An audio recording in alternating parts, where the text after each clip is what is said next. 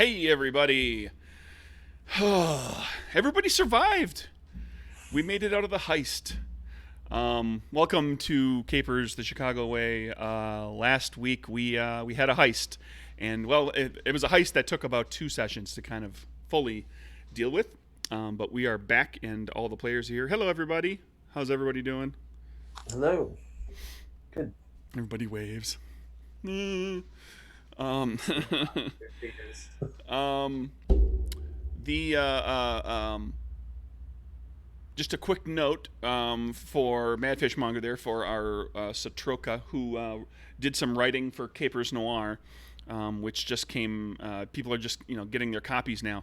I'm going to mention this because we managed to get this thing done fairly quickly, and that goes to Owen helping with the graphic design and getting it all done very quickly, and also Beth for turning over artwork quickly. And that means that that book's actually going to be at Gen Con this year. So all 3 of the core games plus the Capers Noir plus the Capers Noir book are actually going to be on the shelves at Gen Con. I sent 20 copies down to stock. So hopefully I'll sell a handful. So for those of you who might be listening who haven't picked up the games, if you're going to be at Gen Con, check out the IGDN booth, which is, I don't remember what booth it is. I don't remember the number, but it's right on the end. It's like on the west hallway. You know how there's the big south hall, the big corridor that runs at the south end of the dealer hall, and then there's the one on the west side. And if you it's on the west side, right inside, like halfway down. It's right on the outside wall. It's not buried 10 aisles deep in the dealer hall like it was last year. It was buried like 15 aisles deep. You had to walk 3/4 of the way across the stinking dealer hall to get to it.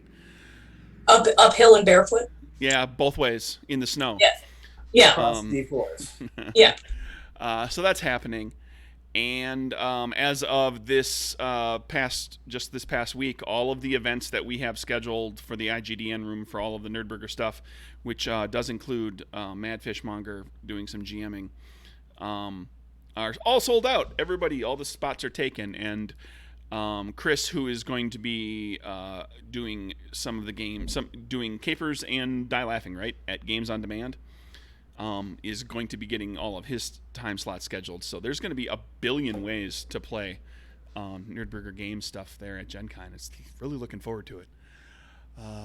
Right, so last week, at the beginning of kind of carrying over the cliffhanger from the previous week, there had been... a warehouse caught fire, and that fire began to spread, and some people got hurt. And then the group of you continued to deal with a number of NPCs.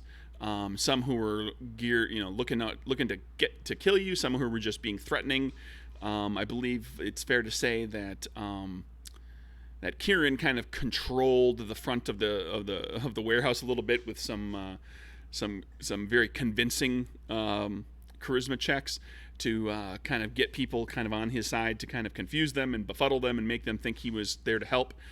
And in the process started unloading booze from the warehouse that was on fire. And then inside the warehouse, everybody else was running around just kind of shooting up the place and flinging powers around. And there was a guy with a monkey tail who, well, we'll get back to him. There was the woman who was running around screaming at people. She had a sonic voice attack, and she ended up getting screwed around by multiple characters. Whatever happened to her? She died. She died. I think I got to deliver the killing blow as well. Yes. As far as your first kill. Yeah. As far as Monkey Boy. He had a horrible run of bad luck as I flipped a bad Joker and he botched all sorts of stuff, and then eventually got disarmed of both of his weapons, decided to hightail it out of there, haha, pun intended, and then got his tail shot off by somebody in the group. I don't know who that was. Go ahead and wave. Don't stare at me. Yeah. and I believe he did. Did we capture him, We or did. did he? What? We decided to take him with us, You grabbed him, and you also grabbed Chester, who but I was didn't. one of the people that you had arranged to help you and to kind of turn coat and help you take care of this. Well, it turns out he kind of, sort of, a little bit double crossed you.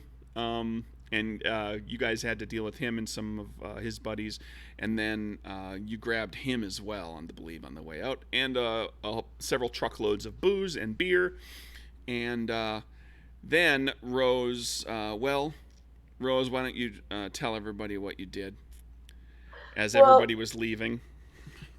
well, besides leaving a guy that I kicked in the crotch for dead in the fire, Oh, that's right. He got yeah. I also set fire to the other smaller warehouse with a bunch of dead bodies that had already been dead inside. Yep. So you torched the remaining warehouse. Lots and lots of alcohol was lost. Basically, Rose burned up a whole bunch of money, but it The room's clean now. it disappeared. Yeah, the place has been cleaned. It is devoid of evidence of you being there. At least physical evidence. Pretty much everything kind of got taken care of there. The place has been wiped off the map. Yeah, well, here's hoping that there's not like a giant forest fire or a spread fire. But we'll find out. Was there anything else that needed covering? Two things. Mm-hmm. One, I picked up 3 extra people Right. for our little gang. Yeah, kind of convince some people to come along. Like, clearly things went poorly for you here. If people find out about what happened, blah de blah de blah, we're gonna, we'll absorb you into our business. What's it called? Your business Business association. business association. Business association. Small business association. Yes, your gang. Yeah. See, right. I kind of like the idea of our gang just being called the Small Business Association. I mean, it's what we are. We're a collection of small businesses all working together. That's a small business association. The SBA. It's like Worst. calling your company a company. worst gangsters ever. And what was the second? But we are the least likely to probably get investigated by the feds because we're not running around calling ourselves by ridiculous names like the Outfit. That's fair. When people are talking about the Yeah. Small Business Association, they're not going to think, bootlegging gangsters. Yeah, like, there's some gangs in town. There's the Bloods and the Axe Gang, Yeah. you The Brewer Hill gang and the Outfit and the Purple gang and the Northsiders and And now the association. the association. Is that where guilty by association comes from? And the other thing is I was actually going to leave some things behind Right. at the Well, warehouse for people to find. right, and there was talk of that, so we're gonna kind of deal with that because you guys hightailed it Okay. out of there before anybody else. Because I mean, you created a beacon, right? Like everything lit up, so there was more than likely going to be somebody coming out to investigate pretty quickly.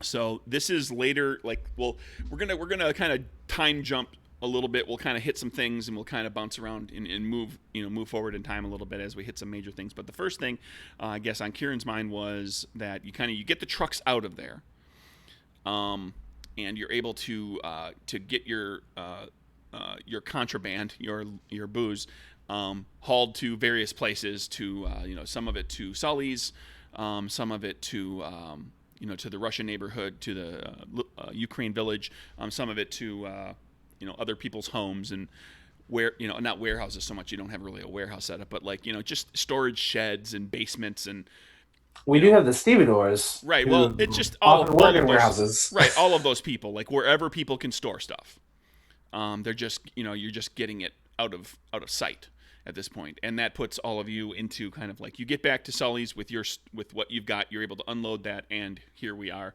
And Kieran, I believe, had thoughts.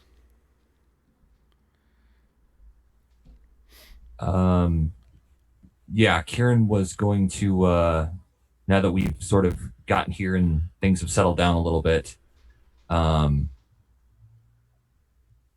Kieran wants to sit down and have a have a little chat with everybody else. Sort of go over some of his thoughts. Like, find it. So, some things were done very well. He purposely doesn't look at Thorn. Other things not as well. But overall, I would say that we were successful in what we set out to do.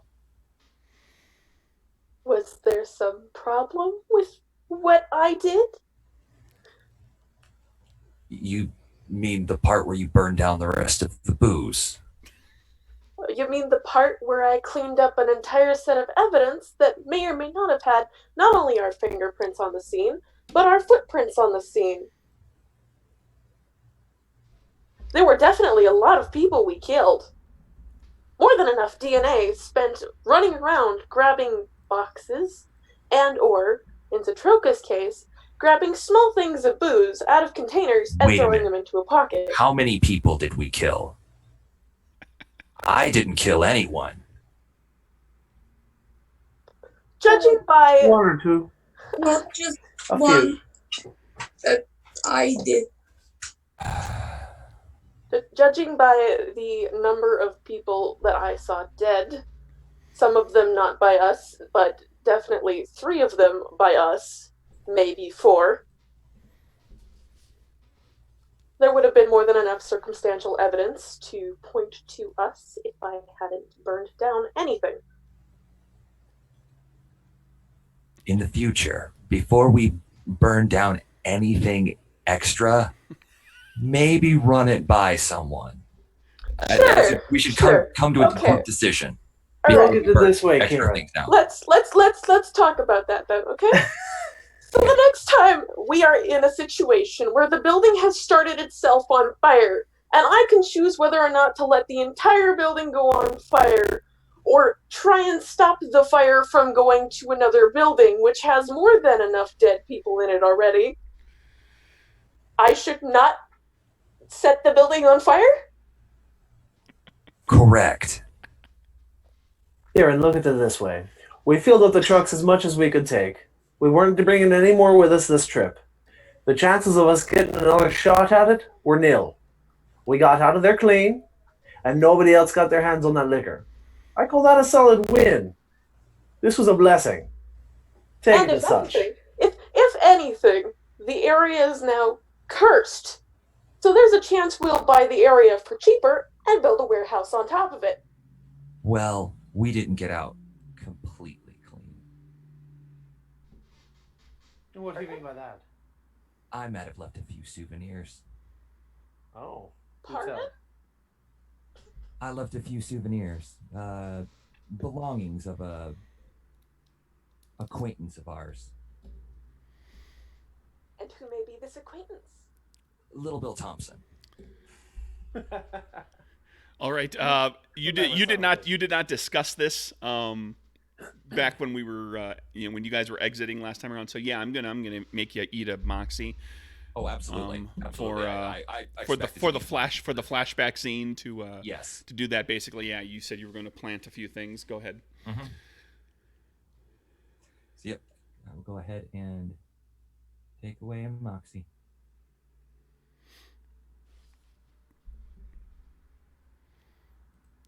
So, you planted circumstantial evidence and didn't talk to me, the cleaner, about it, even though I am normally the one who's either cleaning up the mess or placing said circumstantial evidence.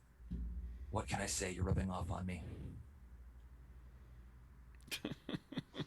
Rose slaps you on the back of the arm. Fuck you. All right, you two. We haven't even scheduled the wedding yet. Calm down. You bicker like an old married couple. The Bickersons, everybody. Rose walks over to Ollie and slaps Ollie in the back of the arm. Fuck you too.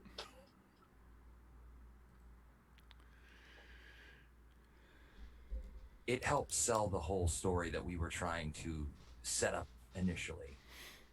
It's a smart move. It makes it look like someone was actually dealing with the Italians. The Irish found out, a scuffle ensued, the warehouse gets burned down, and now the Purple Gang is in a interesting situation. They can't go back and sell to the Irish because the Irish are mad at them. They can't go and talk to the Italians because, well, little Bill Thompson died on their property, and they might be a little angry about that. So who will they turn to? Who's left? We're left. Well, you and several other smaller organizations dotted throughout Chicago, but certainly, yeah. This if We're the only one that matters. oh, okay, that's fair. That's fair.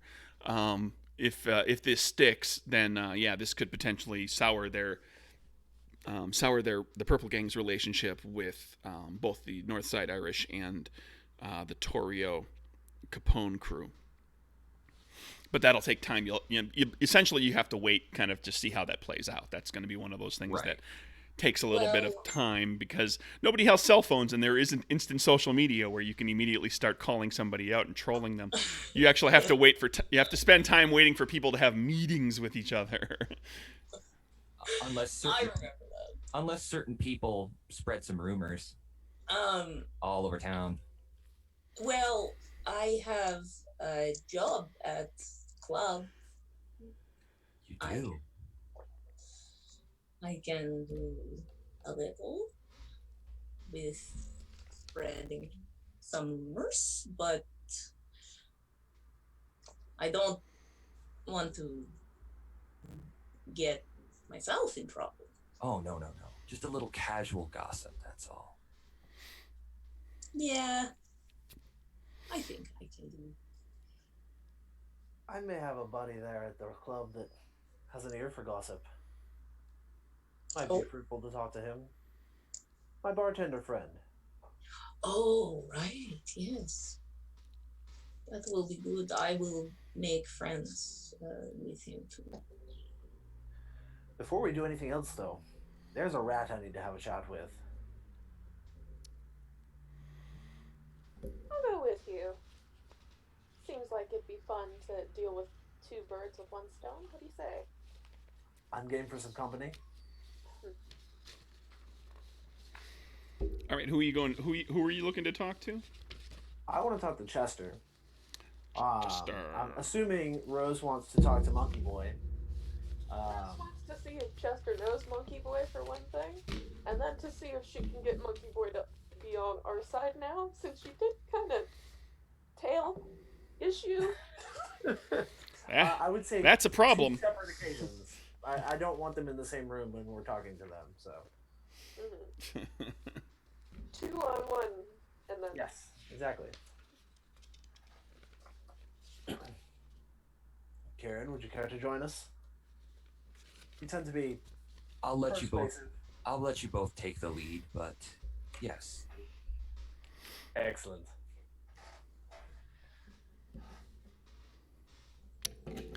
Okay. Well, where'd you put Chester? What'd you do with him? Well, I imagine we brought him back here somewhere. Locked him in a storage closet or something where he couldn't get in any trouble. Okay, so he's tied up. You can, drag him out of, whatever closet you have him in on the chair. Just, tip him back and drag him out, still tied to the chair. Where are we going to interrogate him?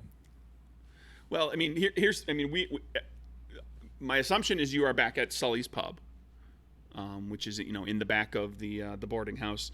It's very late at night. You guys come rolling in and are unloading stuff, and just, real briefly, Maggie comes, here's the ruckus, kind of comes down, sees what you're doing, just kind of turns right back around, and she's like, okay, it's all under control, I guess. She doesn't see any pools of blood on the floor. There's no fight going on. There's no cop car outside. So she goes back to sleep. She figured, Karen, you know well enough that you'll almost certainly have to have a little chat with her tomorrow. But right now you got Chester. You haul him out onto the, I'm assuming just in the bar. Yeah, just haul him out into the bar. And you got him there, the 4 of you and him tied to a chair. Gagged, I assume, and he's just sitting there with the... Is he conscious? Because he was unconscious when we took him back. Yeah, he's woken up, but he's kept his cool about him and hasn't started screaming. Okay. I'm gonna take the rag out of his mouth and smack him once across the cheek. Not too hard, just enough to get his attention. Walk over and pull up a chair, spin it around, and kind of sit down. Just stare at him, light my pipe, and blow smoke right in his face. Okay. Chester, my boy. Real quick, Yeah. just a technical sidestep here. Are any of you hearing, like, when people are talking? Are you hearing like little staticky bits in with anybody's, or is it just in my headphone? No, I'm not hearing anything. Okay. I hear a little bit of static from you occasionally, so it might be your headset. Well, in my earbud. So okay, it's just what I'm hearing. So it should be coming through clearly for everything. So anyway, you get Chester, my boy, blah blah blah. Mm-hmm. He just kind of looks at you. You see, I thought we had a deal. You were going to be very rich off of this score, but you had to go and run your mouth. So what are we going to do about that? See, the good Lord doesn't take too kindly to Judases. And neither do I. What do you have to say for yourself? Have you taken the gag out of his mouth? Oh, yeah, I took it out first. Okay.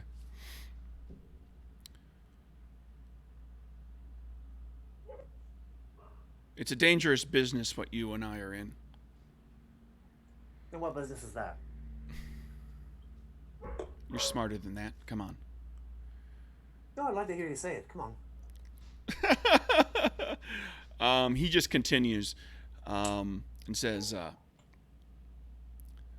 took a chance. I played both sides. It didn't go so well, obviously. Yeah, that wasn't too smart of you, was it? If things had gone a different way, it would have been very smart. Oh, Chester. So what do you think is going to happen now? Any of the other three, other than other than Ollie, if you want, go ahead and make a perception insight check. I'm just I'm leaning back with my cigar and just kind of listening and He says, watching. I suppose that's in your hands. That's all I got. Well, we can't trust you. Not again. Not going to make that mistake twice. So tell me why I shouldn't just kill you. Because you're a God-fearing man? Hasn't stopped me in the past. Those are bold words. The Lord has his own vengeance. Who am I to say when it's time? Do you care so little for your soul? What do you mean? He does what God say.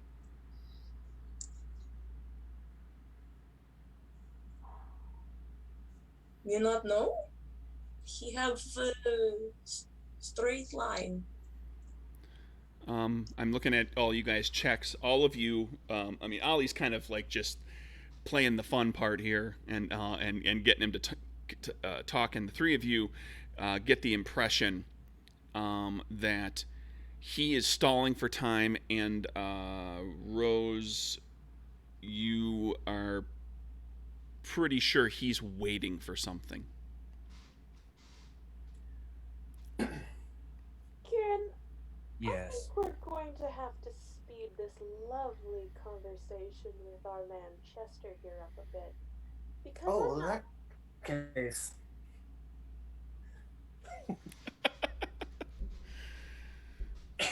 Oh, Chester, tell me, what are we going to do with you? Chester looks toward the door. What you looking at there? He's nervous. Rose I is think somebody's pulling coming to her get you. gun towards the door. Yeah, I'm gonna. Ollie, would you mind? By all means. Okay, I cast hypnosis on him. I'm gonna use just straight level 2 hypnosis against him. Okay. So no boosts. Okay. That's a charisma. What is it? Charisma, willpower. What's your check? Yes. I think it's charisma willpower. Okay. Jack of Hearts will do it. Hopefully. Okay, well, you hypnotize him. That gets him, like, kind of motionless, and he just stops kind of mesmerized for a round. With level 2, I can ask him a question, and he has to answer it. Okay. So I'm just going to ask him quite simply, what are you waiting on? My friends. Do they know you're here? How many questions do you get? It just says you can ask questions which they will answer truthfully. Okay, so you've I got can to double check the book. that's double check that. Yeah, I mean, did you pull that off the Roll20 page? Because that's the exact, whatever's on the Roll20 page. If you've got any of the powers pulled up via Roll20, that's the exact text from the book. Yes, everybody. The entire rule, all of the rules, including all of the powers, and everything's hyperlinked and all that sort of thing. So you can double-click a power, and boop, up comes the power with all of the information. Super useful. And it's the exact text from the book. Yeah, it doesn't specify number of questions. It says you can ask your target questions while they're in the trance, which they will answer truthfully. If you ask a question that is too personal, such as one that might jeopardize their life or the life of someone they love, the target doesn't answer. Right. Okay. So but your duration is you've got one round, so it's basically like just a couple of questions. Right. Well, I can ask in 6 seconds unless I extend it. Right. Which you did not choose to do. True. He said. Okay. So you said who's coming for you? What are you waiting for? Do they know you're here? My friends, did they know you're here? They should. How many are there?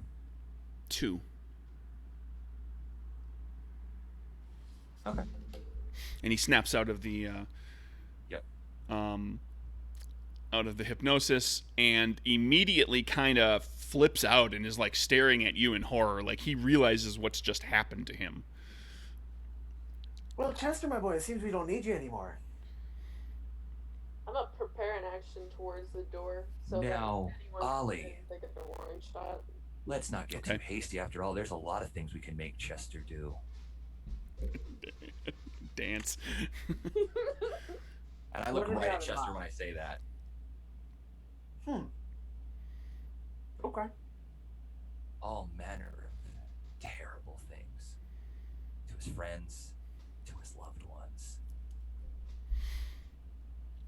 So Chester, maybe you should be a little more cooperative when my friend here asks you a question.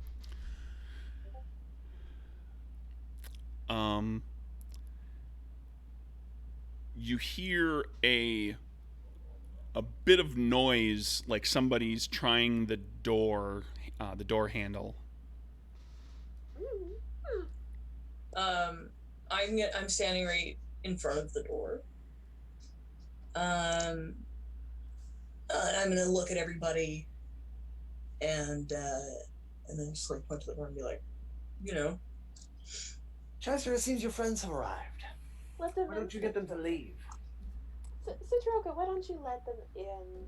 I'm sure a warning shot will stop them at their door. I'm gonna look at Ollie. I'm gonna look at Chester. What do you think? You want them to try their luck? Do you want to send them on their way and maybe everybody comes out of this alive? The door is kicked open, and I need an initiative check. As soon as the door kicks open, I want to pull the trigger that I was holding against Chester. Okay. I fire a warning shot. well. Let's actually put some initiative on it. We've got June had ready, or Rose. You had readied a shot at the door. Correct me if I'm wrong. That is correct. Yes, I kind of heard you talking under. Ready to shot at as the door. Ollie was talking. If a person walked in, I would ready a warning shot at the door. Okay. And we need a dexterity, or sorry, agility, sense, reaction check. That's 1 card, and add your agility score and your +1 if you have the sense skill.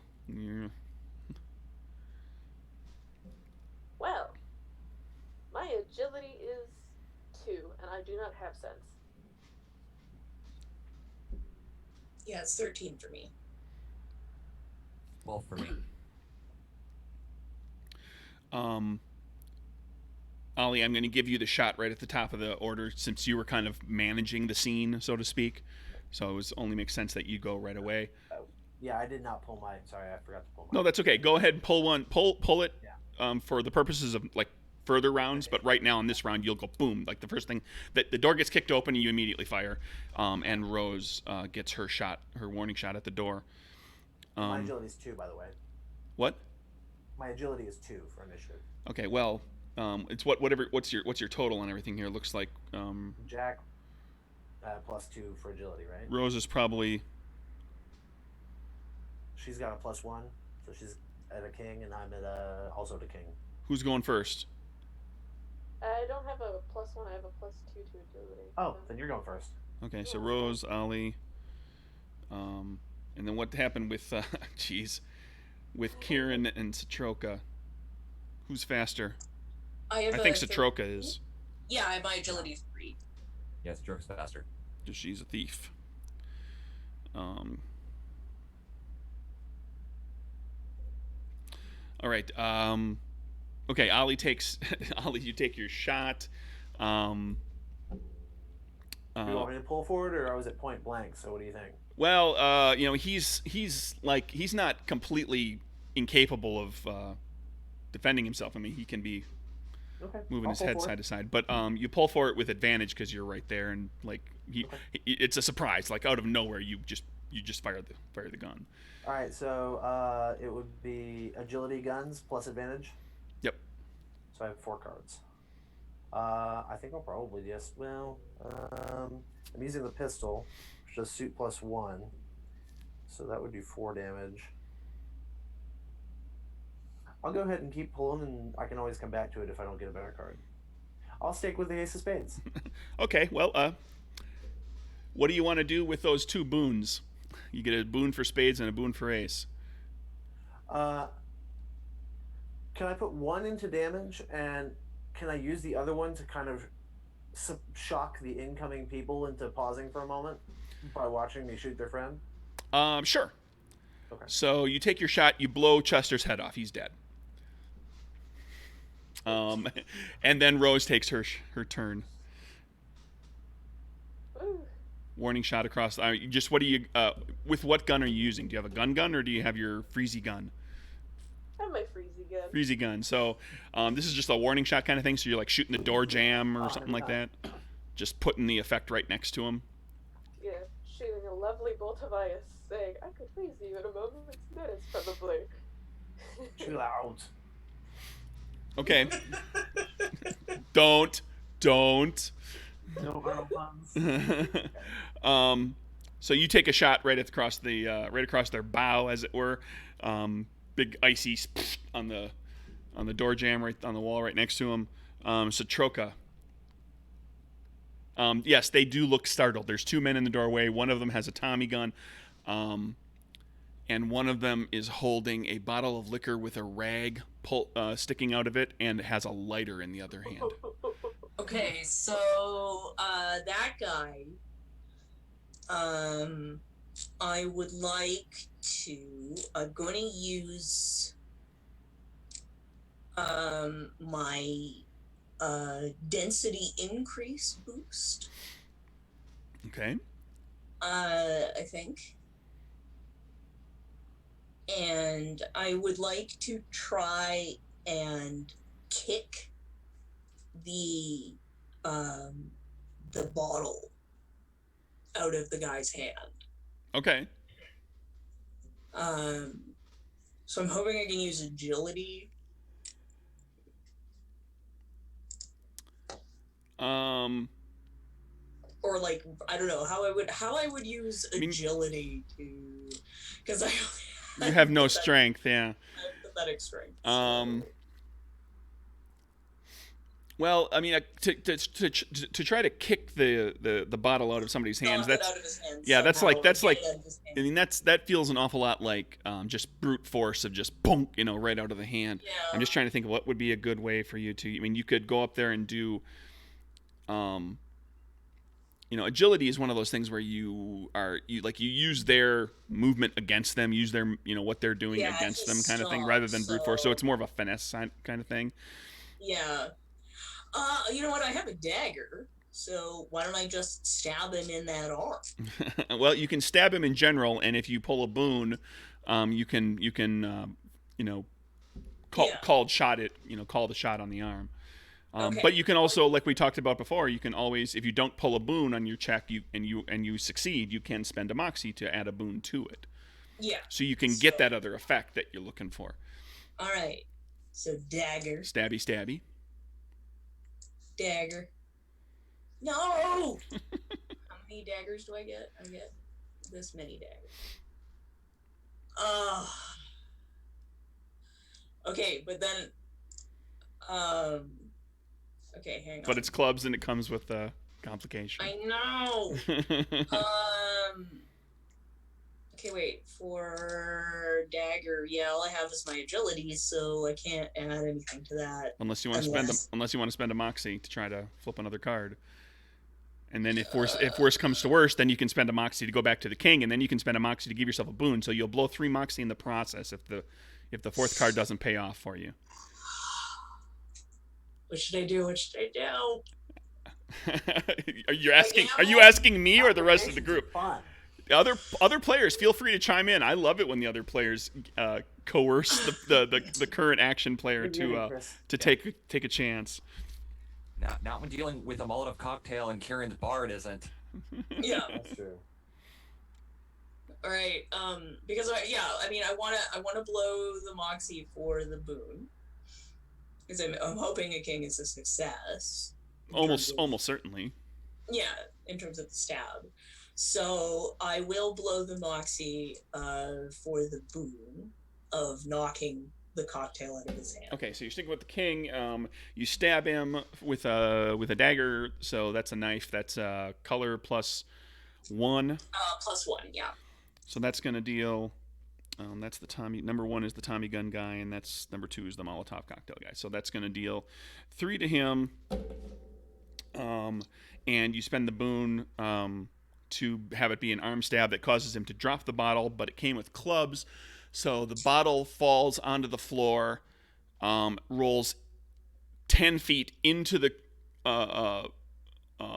to the bar room, trailing liquor on the floor the entire way.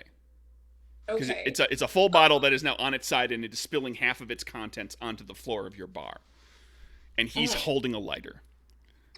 Okay. Yeah, so that's my turn.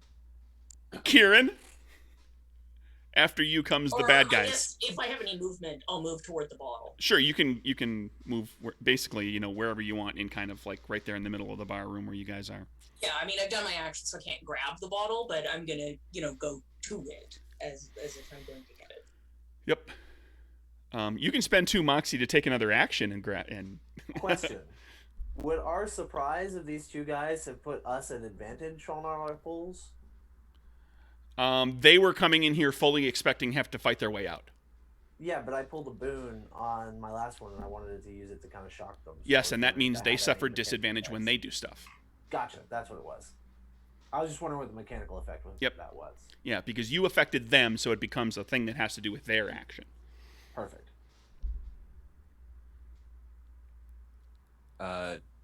Is it Kieran? It's Kieran's turn. Okay.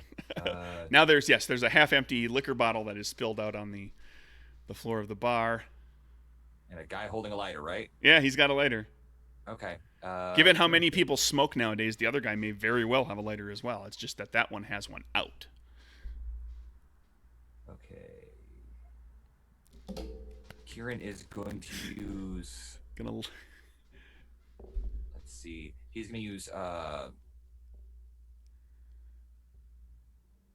hypnosis with the extend boost on the guy holding the lighter. Okay, so you want to keep him from lighting, basically. I'm assuming that's probably where you're going on that. Okay, go ahead and make. 7 diamonds. Diamonds. Okay. Ace of hearts. Okay.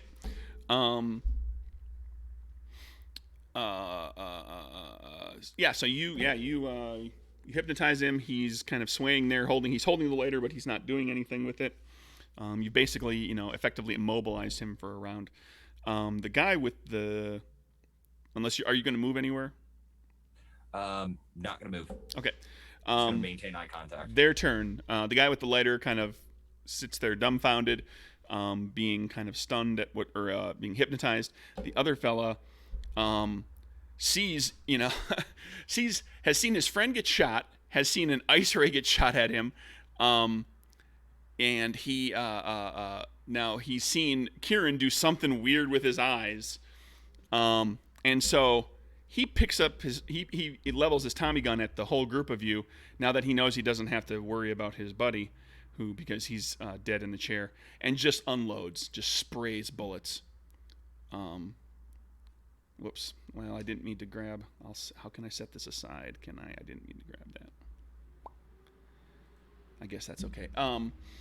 Yeah, it sprays bullets across. Basically shooting at Ollie, because Ollie was the one that just blew his friend's head off. Question. Yeah. Before we got to this scene, how much did I have enough time to fully recover my hits, or? You did not. Okay, because I heal hits at twice the normal rate, and I was using my hits boost as often as I could to give myself some hits back in the process. So what would I be at? I was at 8 before when we left the place. Well, I mean, if you had used because you've got the hits boost, and in this game that is effectively like fast healing. That's Wolverine. Yep. And you drove across half the city. So I'm back to normal? You're full, yeah. Okay, cool. All right, just wanted to know before he starts taking shots at me. And he takes shots at you and deals 4 points from the Tommy gun. Okay. And then it's Rose's turn at the top of the order. Woo! Well, seeing as how I just saw him shoot very much at Ollie, I'm gonna shoot him, and hopefully, if I get a boon, hit him in the foot. So let's see.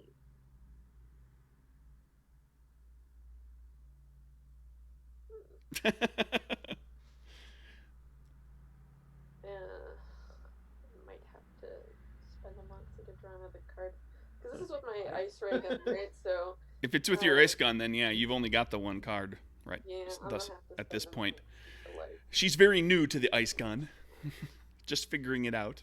Fuck. Oh, jeez. Fuck. Oh, great. All right. On the upside, that is the 2 of spades, not the 2 of clubs. If it was the 2 of clubs, that would be a botch. That's a 2 of spades. So in this game, that is called, if you fail with spades, it's called motivation.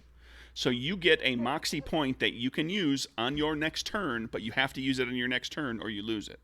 So it's basically the idea being it's a little bit of a perk, and then it's motivation. It's encouragement to do something next turn, and have an extra, moxie to be able to do it. Okay. Unless you've got something up your sleeve. Planning anything else? I could use my perk. What's that? I have a perk called Lucky. Oh, sure. Once per session, when you botch, you succeed instead. You did not botch. But if I use a maxi to go back to the card where I botched, then I botched. You did not botch. You didn't botch, period. You have to have a club to botch. Yeah, you had, what, the two of diamonds? Yeah, text hearts or diamonds. It was a red card. It wasn't the clubs. Yeah, the clubs is what you needed for the botch. Oh, okay. Well then, no, I really can't do anything. Okay. It's Ollie's turn. Well, I still have my pistol out. Yeah, and I don't quite like getting shot too much. So I'm going to stride toward the guy with the Tommy gun and fire my pistol. Okay. And see if I can take him out. So that is agility guns. So I have 3 cards. So I've not used any powers. That ain't gonna do it. Nope.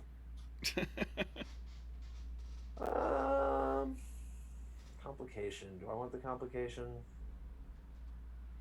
Or do I want to spend a moxie and pull another card? Or you could spend a moxie and get a boon and a complication.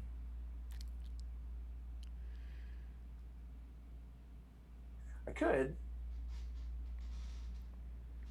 I wonder what boon I would want.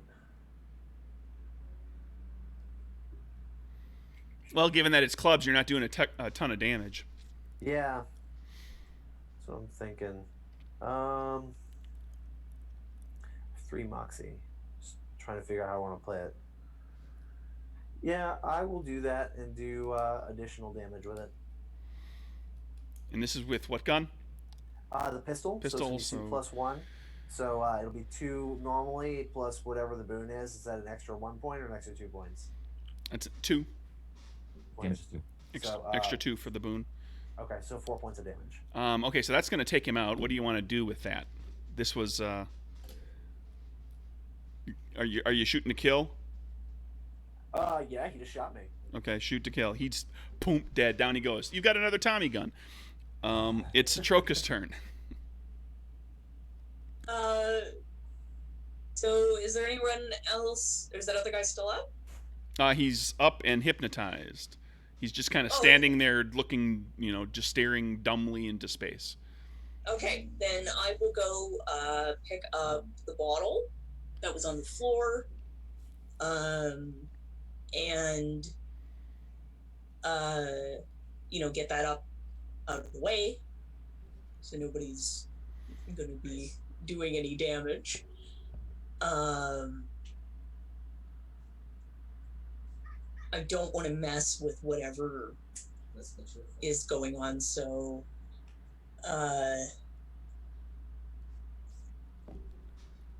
let's see.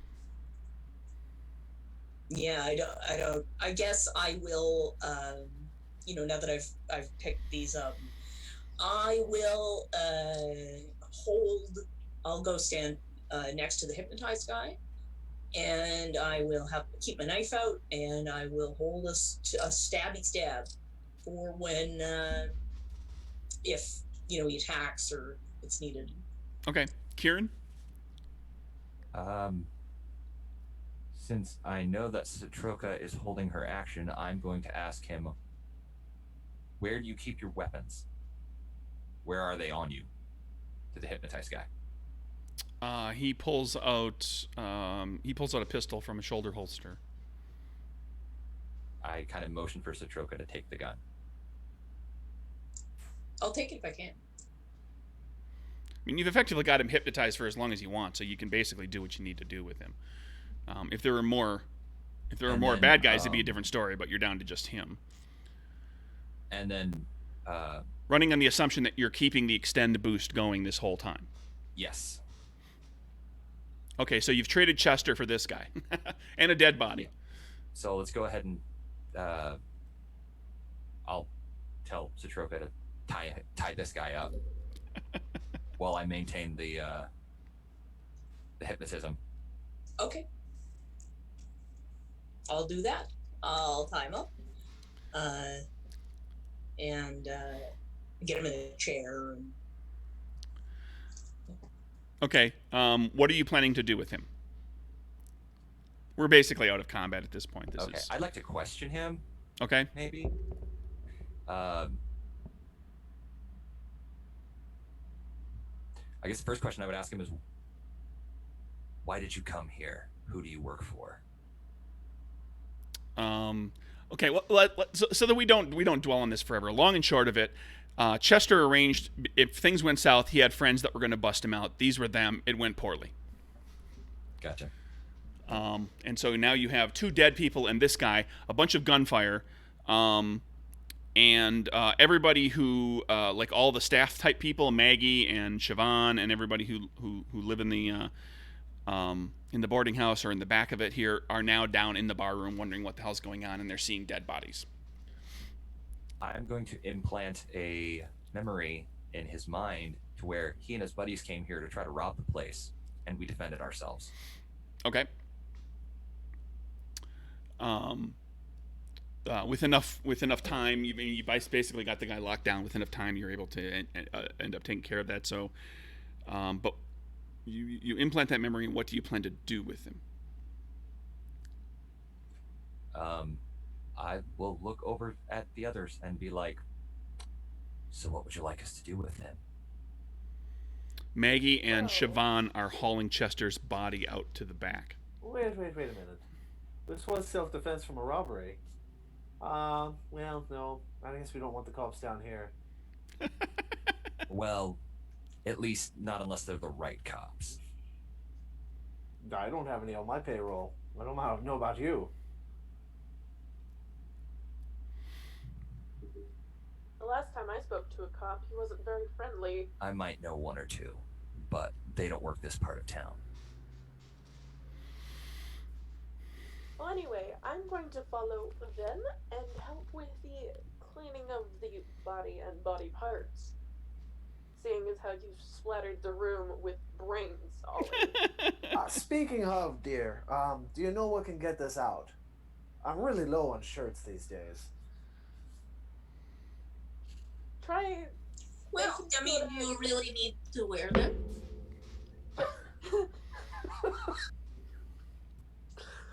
Well, besides the joke is a lovely comment, try baking soda, vinegar, and maybe a bit of lemon, and it should come out fine. Thank you. Much obliged.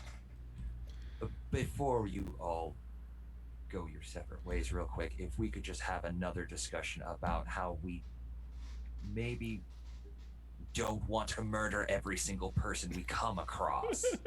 One Mox. Oh, hey! I didn't murder this person! And I have... Not my fault! Goodbye!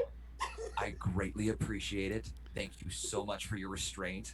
You have no idea how much it means to me. Honestly, thank you. Rose walks up to Kieran and slaps him in the face. I said goodbye! Jeez. I was being serious. You were being an asshole!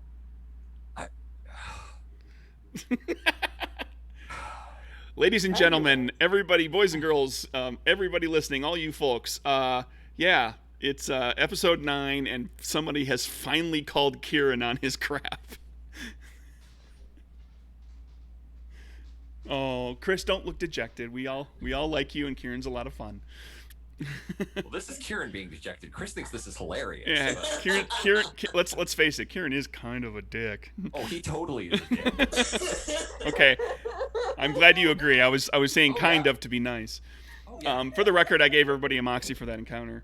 I intentionally play him that way. Yeah.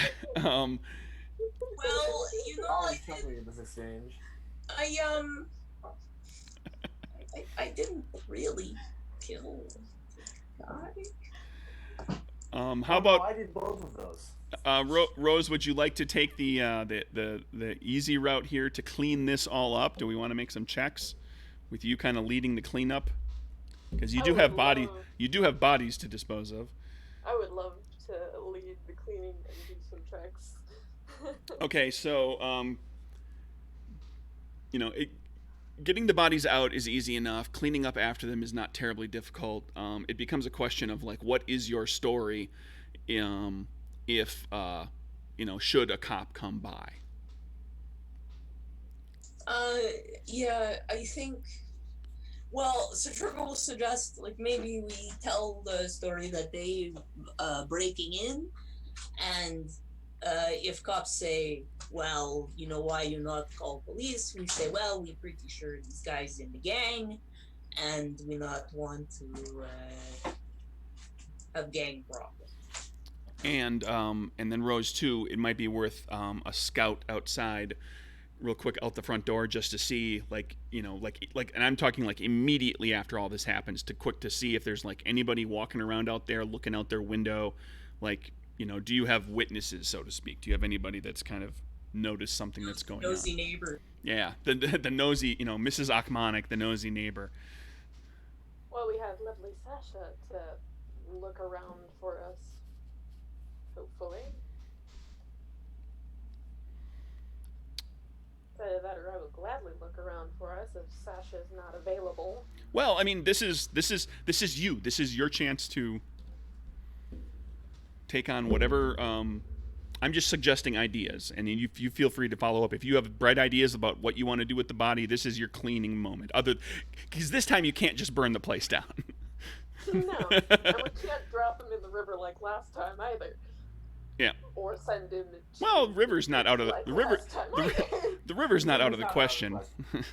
It's the count of driving, and I don't think we're knows how to drive, so therefore it's kind of out of the question. Well, you've got people that you can put on that job.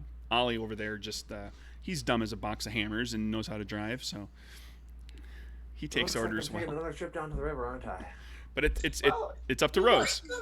No, You got options here, Ollie. You either assist me in moving the body down to the river, or you assist me in making sure the body is in tinier pieces than it is right now. Oh, that sounds like messy work. It sounds like desecration of a corpse is what that sounds like, Catholic boy. It is messy work. ooh, So- federal offense. It would I think probably I'd rather just be take a trip easier. down to the river again. That would probably be easier. Yeah. Can we get something to lay over the car this time and make sure it doesn't stain? Oh yeah, and the stains you left in the seat last time, they were really interesting. Ah, yes, thank you for Jabs pointing that you out. in the ribs with her elbow. Please make sure that doesn't happen again. Okay, so Ollie's in charge of getting rid of the bodies. Uh-huh. What else you got? I'll go scout around. You know what? Because I will go upstairs. I will turn into smoke, and then I will go for a little float around outside and observe, do some observing. And I will walk around and talk to some of the nosier neighbors who have either peeked out their window or come out to see the commotion, and tell them that we had a bit of a robbing incident, and there was a bit of gunfire, but it was okay because the police came and took care of the situation. Okay. Guess Kieran will deal with the guy who's still alive I was sitting about in to the say. bar. We also have Monkey Boy somewhere. Yeah. Yeah, there's Monkey Boy as well, too. So we still have 2 hostages. Mhm. Yeah. Mhm. We are so good at DK. Karen, I'm already going down to the river. I can take the rest of them with me, too, if you want. 2, 4, it doesn't make much of a difference to me. I prefer to minimize the body count this evening if we can, any more than we already have.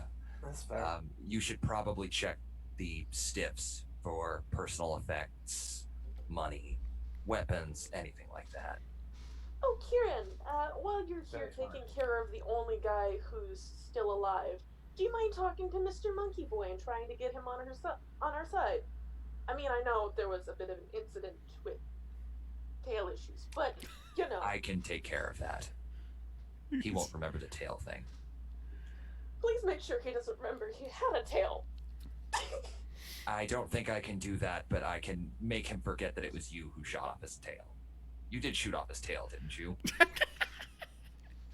I'm just going out on a limb and assuming here. Going out on a limb with Monkey Boy. Let's just say there are a few limbs that are missing. And some of them may or may not be my fault. Seeing as how it's only one limb, most of them are my fault. Okay, so getting rid of the body, everybody takes a look around. You do some cleaning up. I mean, you've got a fair bit of time to do it. It's late at night in kind of a neighborhood that doesn't have a lot of regular patrolling because it's normally not a real problem neighborhood yet. So that gets all kind of tidied up. You get rid of bodies. Now, I would like to just let's pass through it fairly quickly rather than belaboring it. What do you do with Monkey Boy and hypnotized guy? Well, Monkey Boy, I'm going to make him forget that Rose shot off his tail. Okay, And, given some time, you're able to do that. And I'm going to try the best that I can to alter his memories a little bit so that he came with us voluntarily as opposed to we kidnapped him. I made him a very, very generous offer in terms of how much money he'd be getting. And I convinced him, given that his place of previous employment literally burned to the ground and left nothing in its wake, that Oh, maybe that was the reason he doesn't have a tail. yeah. And Okay, that well would- let's keep it reasonable here. This is not like you're not rewriting his personal history. Like a memory of being hired by being offered a whole bunch of money by you, which he accepted, and then he was involved in a fight, got maimed badly enough. I mean, it's easy enough to probably sell him on the idea that he's this is what not World War One, what Great War soldiers from the Great War would refer to. Well, they didn't. I don't know if they used the term or not, but we'll call it that right now. Is shell shocked. Like he's mentally, it's being in the fight and losing his tail has messed him up. And if you spend a little bit of time convincing him of that you can probably make everything mesh. I am going to have you make a check to kind of weave that whole story. Okay. Charisma, maybe charisma, diplomacy, or charisma insight. Or is this going to be deception? This feels like deception. You're basically concocting a lie. Yeah. That's fine. We can go with deception. Okay. King of Diamonds. Okay. I will stick with that. Okay. So you've got him. Now what are you doing with the guy that you hypnotized, the friend, Chester's buddy? Yeah. That one's going to, in an interesting way, be a little bit trickier. Well, you were leaning. I think you guys were. Is that where the whole discussion began of convincing, tweaking his memory to think that he was attempting a robbery? Yeah, and then actually going to see if I can get him on our side as well. Like the robbery got out of control or something. Yes, robbery got out of control. We were defending ourselves. Both of his friends are dead now. He's got an option. Either he can join us, or bad things can happen to him as well. That's going to be a very tough sell. Okay. Given that you murdered his friends. Murder is such a strong word. I mean, you could kill him. You could try to do the memory thing where you try to tweak with him. You could just threaten him, tell him to get the hell out, tell him to get out of town. Yeah, I might just do that. That's an easier sell. Because we are starting to get awfully full on named NPCs that you guys are going to want to start manipulating. And I'm just going to tell you this. I mean, like, the more named NPCs you give me, the more I'm going to kill them off or have them betray you. Oh, yeah. Because I'm a GM and that's what I do. Right. Yeah, I think with this guy... But do what you want. I think I'm just going to tell him that it would be very wise of him to maybe leave town tonight and not come back ever. Okay. Unless he'd like to end up like his friends. He buys that pretty easily. I'm going to throw this out there as we kind of wrap this bit. I'm going to go to this book. And there are optional rules in here for connections and contacts. And we're talking all the time about multiple characters here, Kieran and Rose, having contacts in like their little web of informants and so forth like that. And we can start to help kind of move things along, because these sessions are only a couple hours long. We can start to account for developing connections and contacts with that with these optional rules, which basically requires expenditure of moxie from the group. And like, for example, and this works out pretty close to nicely. There's 4 characters. Like a beat cop, like the local beat cop, is a 5 moxie cost to have kind of the local beat cop be not, kind of on your payroll or owing you a favor, owing you some favors or something, where he or she is able to kind of keep you abreast on things and maybe help to kind of point people in another direction through some manner of coercion, whether it be bribery or you knowing some secrets about them. And so what we can do is we can occasionally, I don't want you guys like just to start just pouring moxie and all of a sudden it's like you've got a billion contacts, because you don't really need that many. Like, a few key people might be helpful. On the list you've got local business people, local politicians, a private doctor, in here it's referred to as a street rat, which is like, just like somebody that hangs around on the street and just kind of knows the rumors of everything that's going on, a beat cop, a holy person, and then you can also kind of get into newspaper, a mole inside the newspaper, or a low-level gangster who is willing to feed you information, and then it starts to get into the really expensive stuff. So if you guys, those of you who have that in front of you, if you want to, you can give that some thought. We don't have to take it, we can pay for it and deal with it right now, or we can handle it in between game sessions. Oh, I'm definitely going to look into that. But we'll go ahead and we'll institute using those optional rules, because that'll, particularly since we've got multiple characters who are, kind of connected with a web of informants, it might be nice to have a few that are like clearly defined and then paid for. So like there's I don't have an excuse to not let you to enjoy utilizing them. So for those watching along at home, it's on page 17 of the Capers Noir book. Thank you. Get yours today. DriveThruRPG.com or at Gen Con. Okay, so that You could get Greg to sign it for you at Gen Con. if you can find me, yeah. I've done that. That's just weird. Signing people's books. That's okie dokie. I've done it. Just seems odd to me, but if you want me to, I will. As I've told people before, I'm happy to devalue your book by putting my pen to it, because it's no longer mint condition when I do that. So, yeah, that takes care of like the immediate aftermath that we were dealing with. Now, what else did you guys have on the hook? Like you've got Monkey Boy that you've kind of convinced. You've got a few other NPCs. That you basically, I would assume that you just kind of start to give them jobs to do, give them stuff to keep them busy. An organization around now. Yeah, people yeah. You need your go-to people to start taking care of stuff.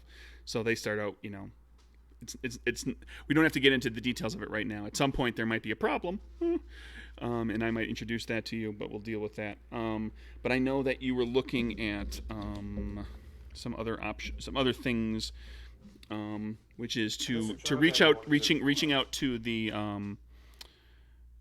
Purple Gang to try to secure your actual supply. There's Rose was talking about trying to get a hold of Giuseppe Sacramano, who she hasn't seen since the warehouse. And then there was characters with their contacts at the Hawthorne. The bartender and Citroka's singing gig and the people that she started to get to know over there. So there's all of that. As a note, through your contacts, Rose, you learn that Giuseppe has been arrested, and that warehouse has been shut down. It was raided by the feds a day ago. Kind of when you were in the midst of doing all of this prepping and getting ready to go on your little heist adventure, that warehouse got raided by the Untouchables. So it has been cleared out, or mostly cleared out, and a few people were arrested, including Giuseppe, and yeah. Well, I'm So- gonna have to find out which police station he's in to see if I can talk to him. If he's not in a police station, which jail he's in. Well, he's in jail. You learn that the police have enough. The police feel they have enough. Like they arrested him. He went in. They put him in holding. And they grilled him and tried to find stuff out and everything. But they have enough. It appears that they have enough information, enough evidence that they've. Circumstantial evidence. Well, there's not circumstantial. I mean, like, he was manning a booze warehouse. That's not circumstantial. He was there. Enough physical evidence. Then. Right. Well, there's plenty of it. But that doesn't mean that he will necessarily get convicted, because there's a lot of money what changes hands in Chicago politics. But right now he is in jail. He's not just in holding at the precinct. He is in a county jail, awaiting trial or awaiting arraignment. All right.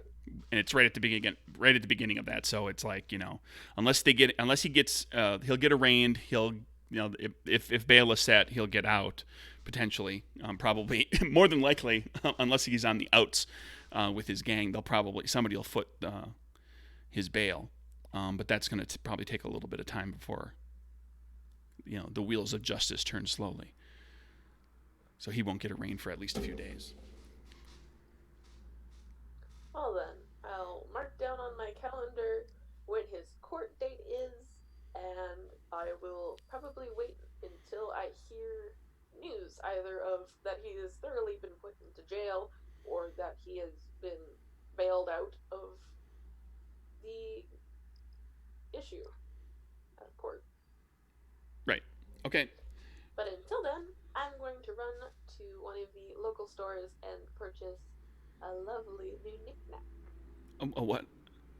Knick-knack. A knick-knack. Is this the knick-knack we talked about? Yes. Okie dokie. So what's everybody else up to? I believe me and Satroka have a club to go to. Okay, so time passes. You guys kind of start to get your organization running. You've got some booze at your different speakeasies that are all part of the business association. I'm never gonna not say that with like some amount of derision. It's just the nature of the beast. As is just, as is right. It's only fair. Your business association, you guys. But yeah, you go to the Hawthorne. You spend a little time there. Let's Satroka and Ali. Let's see charisma checks with whatever diplomacy or deception, whatever is appropriate for what you're trying to do, to kind of get the haps, like what's going on, talking to the right people. That'll do. Okay. No. That's not much better. None of my skills have come in handy at You got all. lots of moxie. I do. Let me spend one. What skills do you have currently? There you go. Okay. I have acrobatics, stealth, sleight of hand, and willpower. Okay. If you wanted to, and it's up to you, willpower, just for the record, and this is something that just kind of inside scoop on like how things go in the game, and it depends always on the GM and how everything goes. But willpower tends to be most useful for mind-based powers. So it doesn't come into play quite as much. And since you haven't really used it, if you wanted to retcon that into a skill that might be more useful to you, feel free to do so.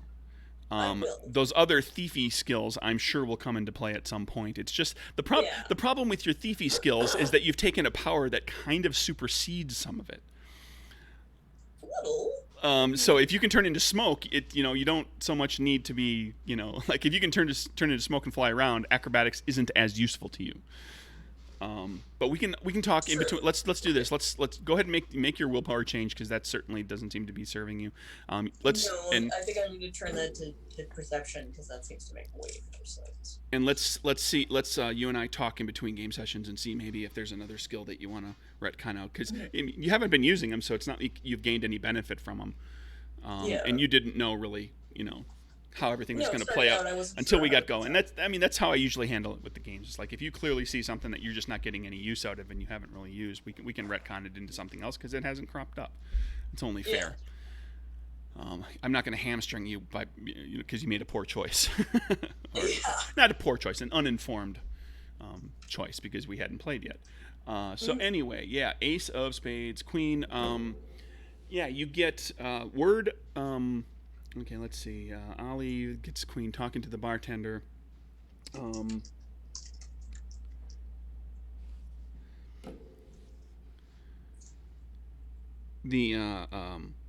Ali, both of you kind of pick up on that there's a power struggle going on right now within the Italian mob. It's being kept kind of private. It's not like there's not fights breaking out between rival groups within, but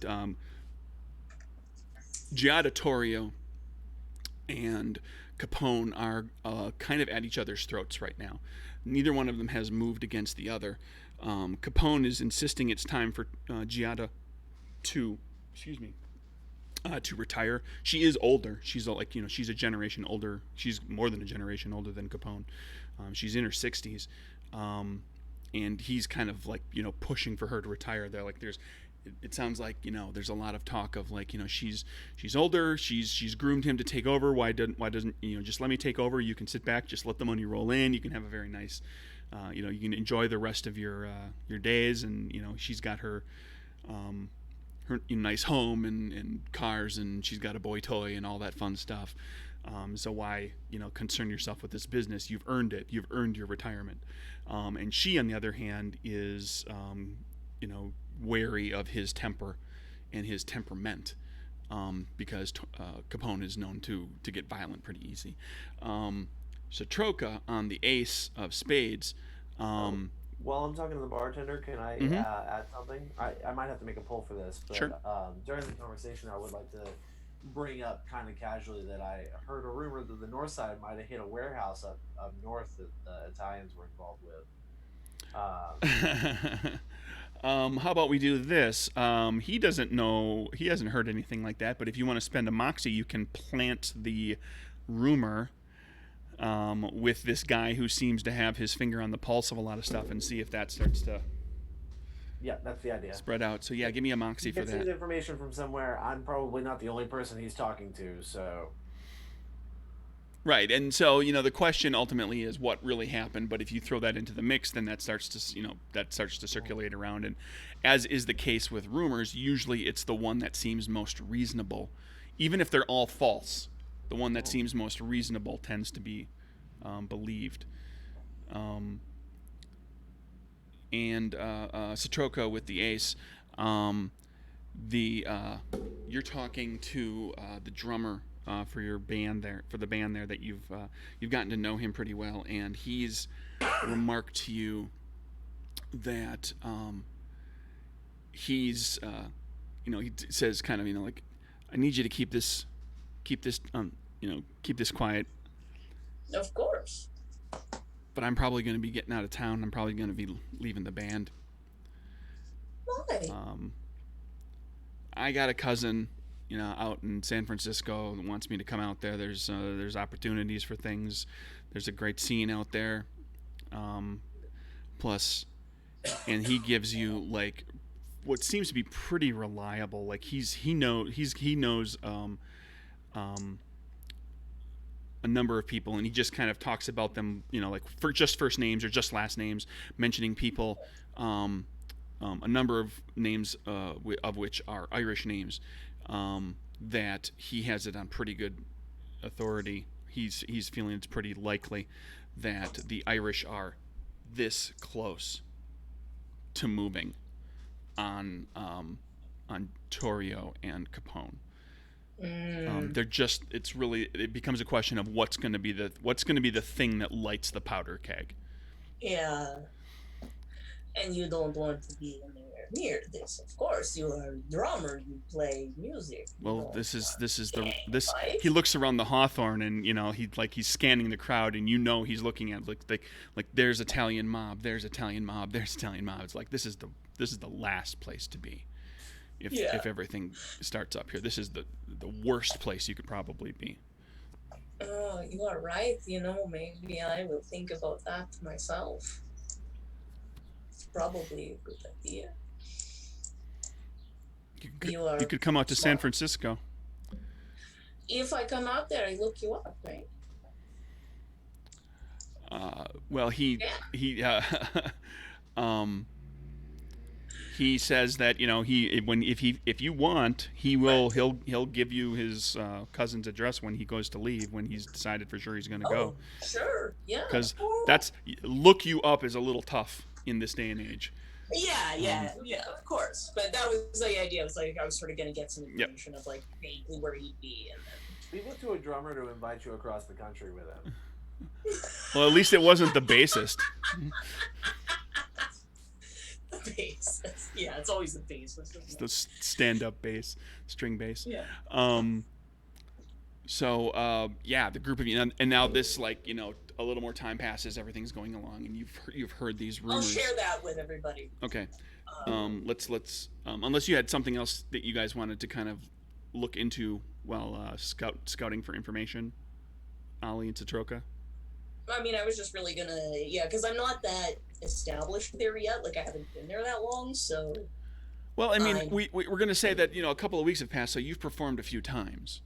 A few times, because you are going. But You are I don't have a huge amount of trust right with people yet, so I don't want to push things too far, and overdo it. But yeah. Okay. I can't think of it. Really, that's just what he was looking for. Okay, so the group of you can kind of confab on that again now that this information is out, and you also do learn that the rumors are swirling more. After a few more days, rumors continue to swirl about what happened at the Purple Gang's warehouse. The feds and the cops went out there and took a look at the place. They are decidedly quiet, or at least playing it close to the vest on Kieran's potential setup with the Little Bill. With Little Bill Thompson's cigarette case and something else. His cigarette case and rings. And his rings. Wedding band and a ring that he wore. Right. So I mean that information. I mean that's likely in cops' hands. There's detectives that are keeping that tight to the vest if there's anything to go on there. And then the rumors that that basically the Purple Gang was selling to both the Irish and the Italians, and kind of playing both sides of it, and the Irish got sick of that, and they lit the place up. That's it's not something that necessarily everybody believes, but it's certainly a strong rumor right now.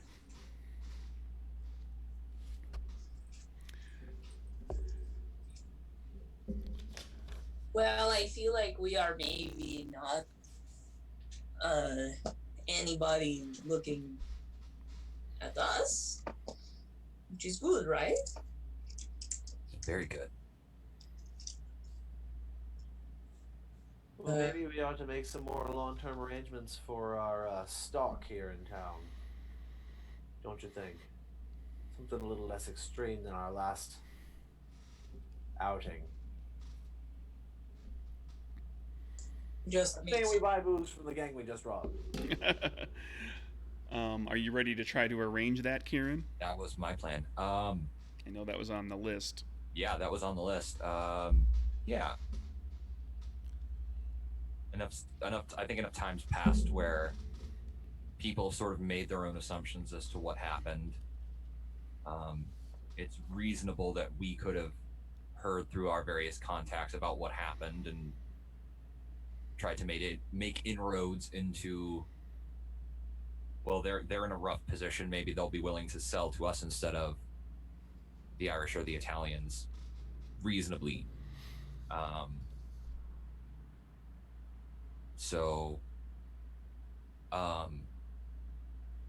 Although Kieran would like to bring up something to the three of you, and another thing that has occurred to him. So have Ollie and Satroka share their information that they learned with Kieran? Yes. I'd say so, yeah. Okay. So, the Irish are ready to move with the slightest provocation against the Italians. The Italians, from what it sounds like, are in the middle of a secession war. Rumor has it the Irish already moved. So I wonder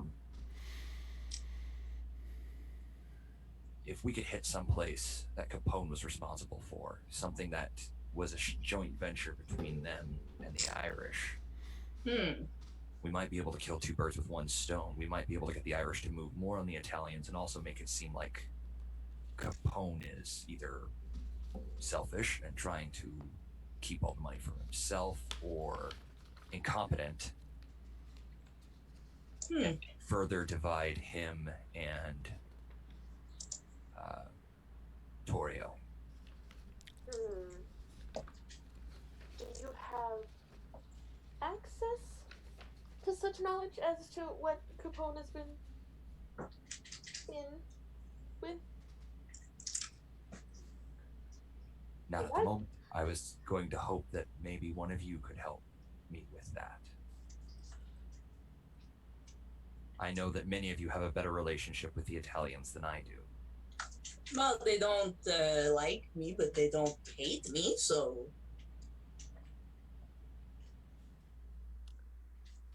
Just a suggestion, not The something only we Italian have I to know do. is the bartender at the club. Mm-hmm. I only have connections with so many people in the Italian gang. Most of them I haven't spoken to in several years. Therefore, my knowledge is kind of moot and useless at this point in time. Well, maybe if we were to help someone in the Italian mob, maybe someone who's recently gotten to a spot of trouble, we could earn ourselves an informant on the inside. Unless you have enough money to grease the pockets of people who could be pushed out of the way. I don't think that is an option. Oh, there's more than one ways to buy someone. Money isn't the only currency in the realm. Yes, but I don't think Moxie too. I don't think you'd be able to buy a court. You don't need to buy a court, you just need to buy a judge. People have secrets. It's all a matter of just learning those secrets. Or just asking to know what those secrets are, instead of beating around the bush and wondering what the hell they are. Or even worse, investigating it by yourself. Are we talking about the same thing right now? I feel like we're not talking about the same thing right now. I'm just gonna like lean on Ollie's arm and like kind of wrap my arm around our Thorn, is there like, something that we should be discussing right now? Oh no, it's perfectly fine if we don't discuss it at this point in time. It's just, it seems like something to discuss at some point in time. Thorn? Yes, Kieran, the Raven. What? You know I hate that name. Well, then maybe you could either decide to stop calling me Thorn at some point in time, or not call me Thorn in such a way that makes you sound angry. I'm not angry.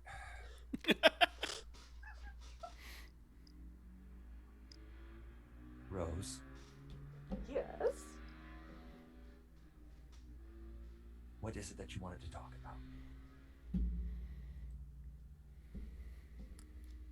I think this is a conversation more suited to closed doors without the onlookers who could or could not be more intellectually teenager-like. Wow, now she's being rude, so it's time to go, and I just drag Ollie. You fancy a drive, dear? Please. We're gonna go out and let the lovebirds have a moment. I apologize, Citroka. I'll buy you a vodka when you come back. She's gonna be all like, okay.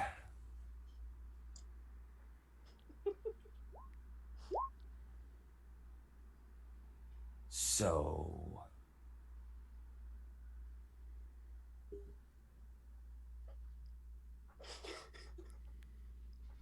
how's your roommate doing? You mean my mother? She's doing well. No, I mean your roommate.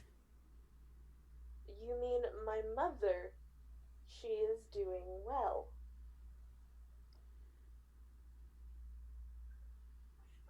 Are you trying to tell me something that I should have known maybe a day or two ago?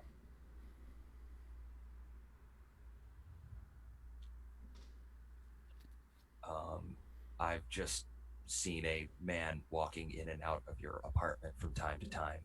There are many men who walk in and out of my apartment from time to time. It is an apartment building, Kieran. Yeah, but unless you've been able to... their names aren't on the lease.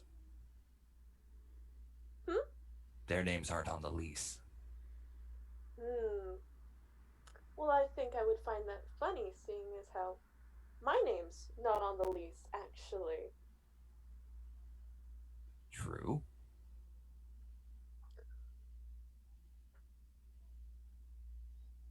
Are you?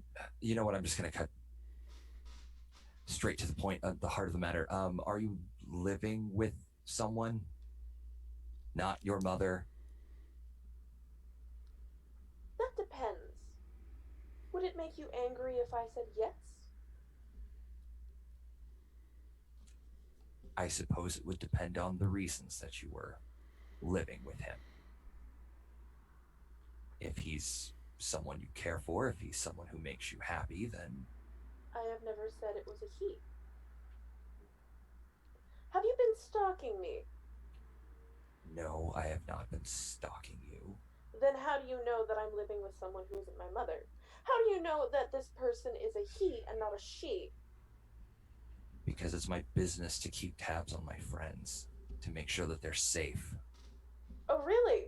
Yes. Then really. why aren't you keeping tabs on Satroka right now? She's going out with Ollie. She could be leaving this evening to go and see her grandmother, for all we know. First off, I know Satroka's grandmother doesn't live anywhere near here.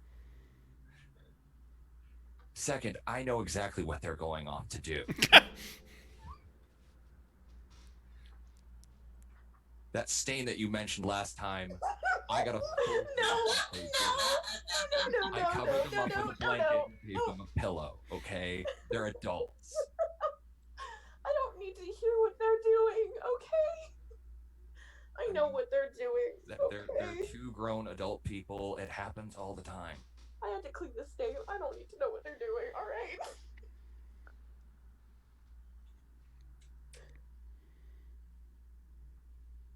Just give me some mental leeway on that, okay? You know what? I feel like this is one of these conversations where I do just need to cut to the point. So, how about this? Rose, are you busy on Saturday? Would you like to go dancing?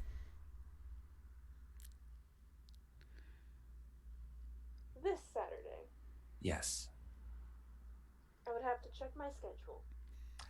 Well, you check your schedule and let me know. Alright.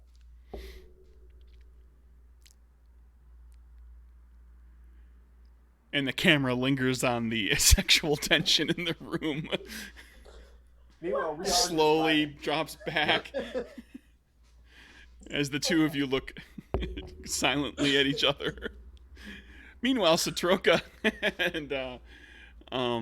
and Ollie. Let's go for a drive. Right. Well, while you're out for the drive, Kieran's comments about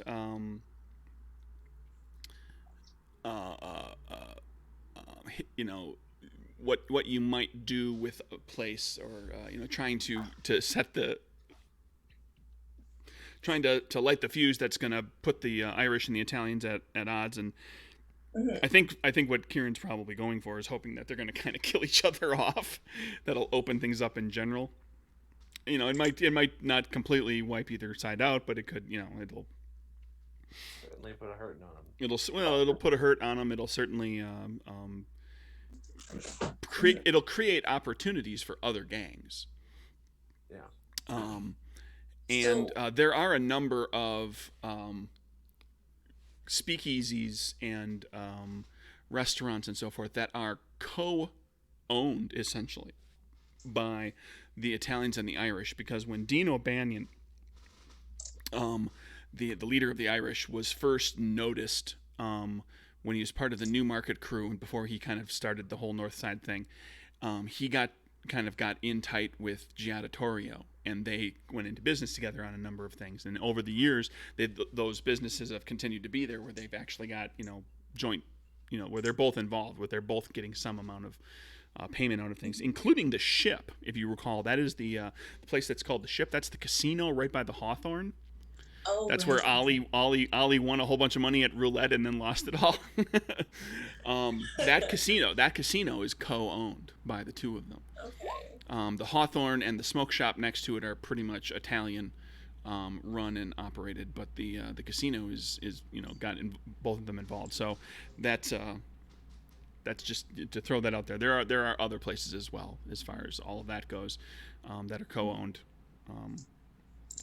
that both of them have an investment in. So if that's something you want to do anything with, and then I guess it becomes a question of trying to arrange talking to someone from the Purple Gang. If we're going to try to get now, like again, as we said, your kind of time is passing.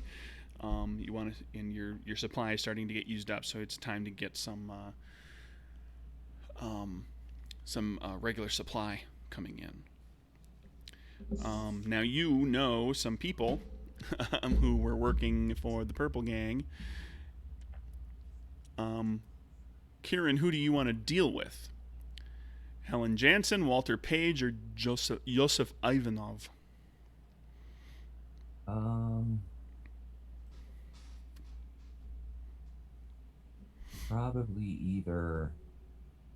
Probably Helen. Okay. Helen Jansen. It sounds like such a soccer mom PP. Well, as it's spelled, it's it's Jansen with two S's too. That's like, so I'm guessing. Oh geez, Dutch or Norwegian or Dutch or Scandinavian of some variety, likely. I'm not going to do that accent. Of descent. What? I'll just say a Scandinavian descent, not right. necessarily. Doesn't necessarily need to sound like the Swedish chef, right? No. I'm not gonna. Family immigrated a long time ago. Gotcha. You invite her over to talk. This, so we can have everybody involved if they want to be at the at Sully. So she comes over to Sully's. Yes. This is a few days later. She walks in, has a quick meet with you, describe, just kind of like updates you on what she's been involved in. Everything's going smoothly on her end. She's been dealing with making sure that she's kind of keeping track of things for the Irish component of yours. Some of those stevedores, who the dock workers who are in kind of up in that little Irish neighborhood up north of you. And everything seems to be okay. And so, you kind of finish the pleasantries of dealing with the business update and everything. She's having a drink sitting at the table, and whoever wants to be there is there. Okay. I'd probably make sure anyone who wants to be there would be there. I'd certainly invite them all. I'm there. Okay. So, your old bosses, how likely at this point do you think they'd be willing to sell to us? Well, supposedly they're always looking for bosses. They're always looking for new customers, as far as I know. As long as they don't have any reason to believe you're up to no good, she can't help but let a little bit of a grin go on that. We wouldn't be. This is strictly business. On the up and up. Oh, all right then. Well, probably your best bet then is to try to see if you can get a meeting with Raymond and Izzy. They come into Chicago every so often. You recall this is three brothers and a sister that kind of run the Purple Gang. Izzy is the sister, Isadore.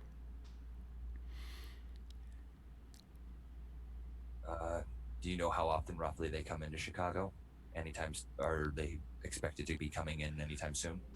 Do you remember? Well, they're back and forth between Detroit and Chicago and Cleveland and Columbus and Milwaukee.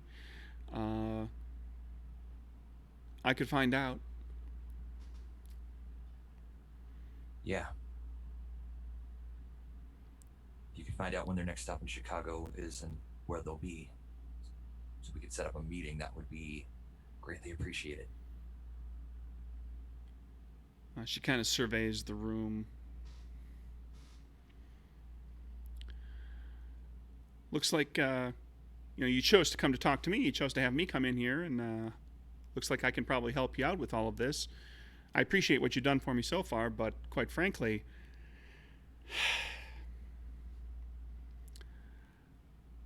I think I'm worth a little more than that. All right. I can go so far as to arrange the whole meetup.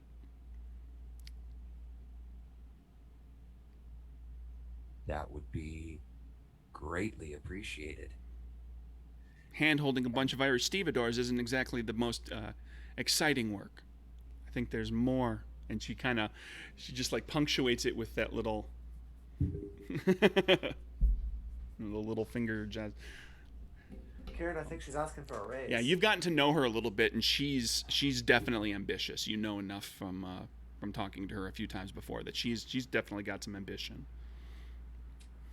Well,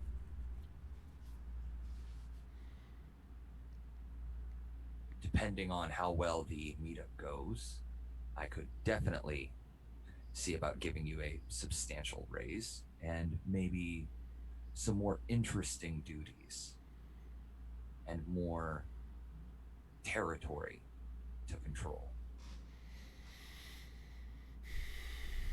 I like that. I like that a lot. Like what? Let's talk brass tacks here. What are you offering? She's kind of like now. She's really looking like she realizes she's kind of negotiating. She's talking to Kieran, but she realizes she's negotiating with all of you, and so she's making eye contact with everybody.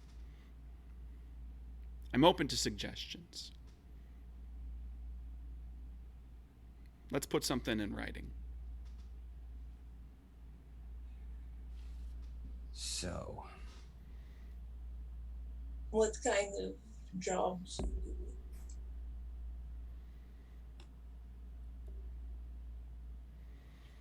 Well, if you got a lot of stock coming in, you're going to need a place to keep it. Right now, you're just kind of throwing it in basements everywhere, and that's all fine and dandy. Works well enough to kind of keep track of a little bit of stock, but if you start to grow, if you start to get bigger, you start to get everything everywhere, you're going to need a place to kind of keep it all. Maybe a couple places. You have any place in mind, dear? Nothing in particular right now, but you're going to need someone to manage all of that, I suppose. indeed we will. And you seem like just the person for the job. I like this lass. She's fiery. Do you say that out loud? Oh, yes. Kind of nod that off to everybody. I kind of give him this, like, really jealous look. I was going to say, because he says that, she kind of looks at him and she's like... Strictly professionally speaking. She kind of gives him a look.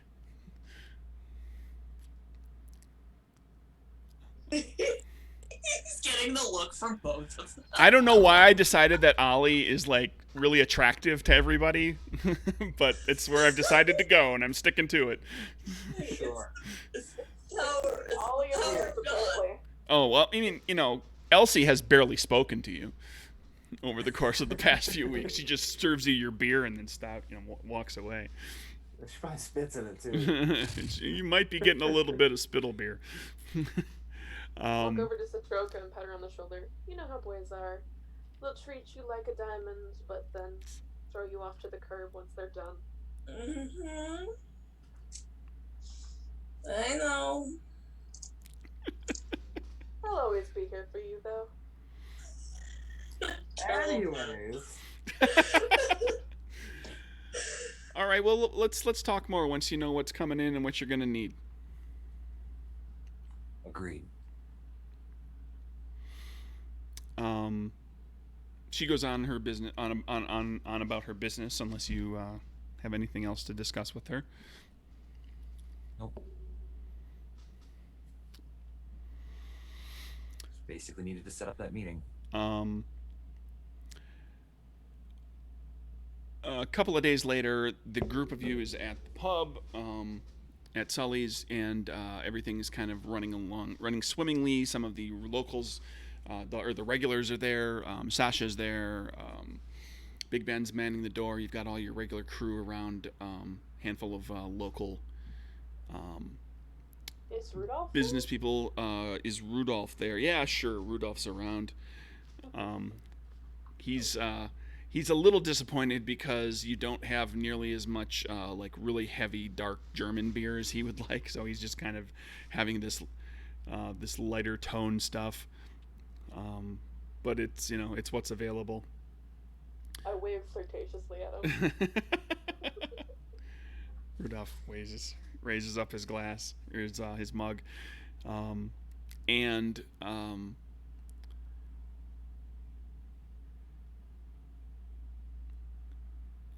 a gentleman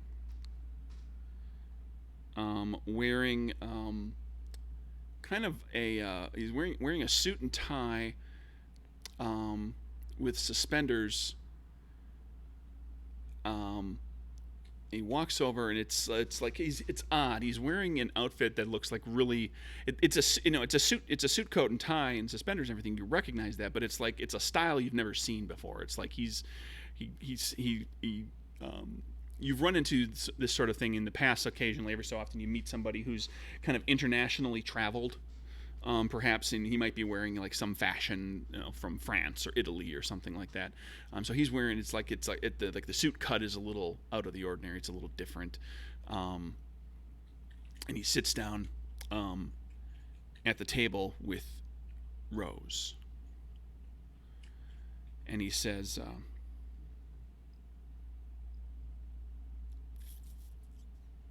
"So where's my gun?" And that's where I'm going to end the session here this week.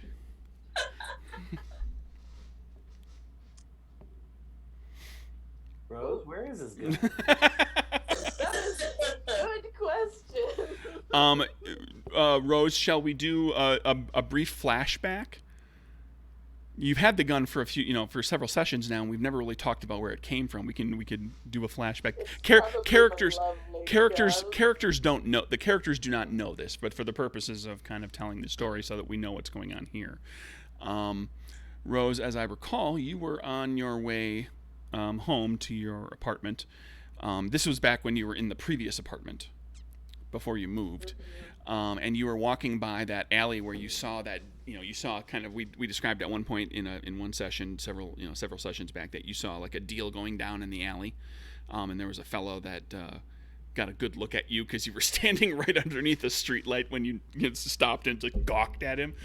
In a red coat, definitely not. Like a bright red coat right under the street lamp. And you were walking home one night, a few weeks ago, and you saw you witnessed a murder. You saw somebody stab somebody else and grab, like they went running off. And you, curiosity got the better of Rose, and she wandered over there. And much like not terribly different from an instance in her past where she came upon a dead body, she noticed that this person on the ground, the dead man, had something that was kind of causing his jacket, the front of his jacket to kind of bulge out in a weird way. And she reached into the jacket pocket and had flashbacks of that time when she was very young and was hired to steal a wallet off of a dead man. And she reached into his jacket pocket and actually kind of got underneath the jacket and found this gun that she now has, that she's pew pew pewing with ice beams, and has just kind of very quietly just yoink and boogied out of there. So that's just a little flashback. Your characters don't know any of this, but we're in the bar with someone who has come looking for the gun for next week. So there we go. We'll talk in between. I'm sure we've got. We'll look. Well, next week we'll be looking at that. There's the setup to talking to a couple of the Bernsteins and getting everything squared away, and then what's going on with all of the Irish and Italian and Giuseppe, and because his arraignment date is coming up. So that's going to be the game next week, everybody. So to my players, thank you for joining me again. To anybody who's listening, thank you for getting on board and checking this out. Anything else? Anybody? Any announcements from anybody? No. I mean, come check me out on other streams this week. Follow my Twitter and you can Yeah, go see him. let's do the rounds on that. Anybody who's got social media they want to throw out there. Mad Fishmonger, you are at Mad Fishmonger. Yes. And that will also, I'll pimp this a little bit too. That'll put you in touch. If you go check, I believe you can go through your pinned tweet or whatever and find Yes. your Etsy store and all that kind of stuff. So if you're looking for cool stuff, she makes all sorts of really cool little jewelries and game kind of oriented things. And helping, if you feel like picking something up like that, that's going to help her to go to Gen Con this year. That would very much help. What's everybody else got going? Anybody throw it out there? Speak. Anybody? Well, my Twitter handle is OwenSTGE. I do lots of things, but mostly freelance layout design for RPGs like this one that we're playing tonight. I am a little overbooked at the moment, but it's a nice problem to have. Oh yes, but should have some time freeing up in the next month or so. So if you have a game that needs layout or design work and not urgent, let me know. Shoot me a DM. And for those people who are just generally interested as well, you do through Twitter, you link to tutorials about some of the basics of layout design. And then if a week comes up, right? What? When I have time to write them. When you have time to write them, and when you don't have time to write them, you at least throw out an invitation to Q&A, and so people can ask questions about stuff. So he tries to talk to people about layout stuff for anybody who's looking to do that sort of thing. Rose, Kieran. In the next couple of weeks to maybe a month, you might see more people behind me because my fiance will be coming down to visit. Fiance. And he doesn't really like me doing this by myself, so he might be in the background every once in a while. He'll just walk by, just kind of walk by, pat me on the shoulder, give me a kiss, one thing or another, Well, we look forward to saying hello, and to making sure that he realizes that everything's on the up and up here. We're not a bunch of weirdos. Well, and that he doesn't need to be jealous about me flirting with Kieran. No. Kieran is totally not worth getting jealous over. And especially since Kieran's player is married in real life. There you go. And I told him that he doesn't care. And Chris. I am Villain463 on Twitter, Aura of Awesome on the Discord. I am going to be at Gen Con running games for Games on Demand. You can usually find me at different conventions around the Midwest, and yeah. That's good. That covers it. Yeah. Come say hi. I'm a really friendly person. I know I've played a lot of different RPGs, so yeah. If you're going to be at Gen Con, and you dig Games on Demand where you can go and just play a game for 2 hours, or sometimes the slots are for 4 hours, you'll be able to play all sorts of games there. And Chris will be running CAPERS, this game, as well as Die Laughing, which is a horror comedy game. Super fun. It is super fun. It's really fun. So everybody, thank you much, and that's going to be it for this session. Bye, everybody. Bye.